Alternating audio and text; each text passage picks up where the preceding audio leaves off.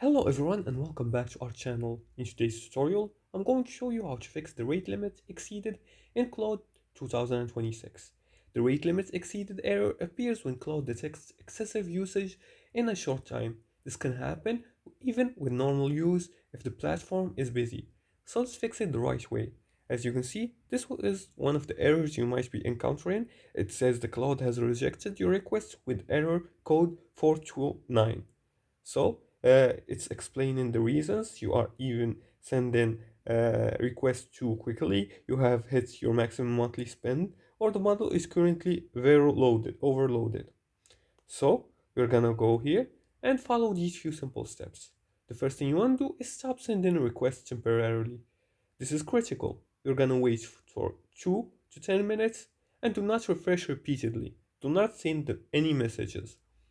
If that doesn't work, you're going to try to combine the prompts. Instead of using multiple back-to-back prompts, ask one structured questions here and make sure to structure your question. The third thing you want to do is to check the account usage.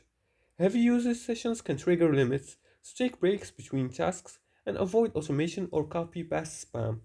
You can also create new chats instead of staying in the same chat with different topics by clicking on new chat here, and you can start a new chat from the start. You can also avoid automation and upgrade if needed. And if you hit the limits often, Cloud Pro offers higher usage threshold. So you're gonna click here in the top left corner. You're gonna click on the gear icon next to your username and you're gonna open the settings. From here, you're gonna see an option to upgrade the Cloud plan. Make sure to click on it, and you can get the Cloud Pro, which offers a lot of features. One of them is the higher usage threshold.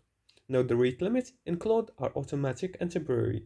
Once you slow down usage, access returns normally in 2026 with no long-term impact.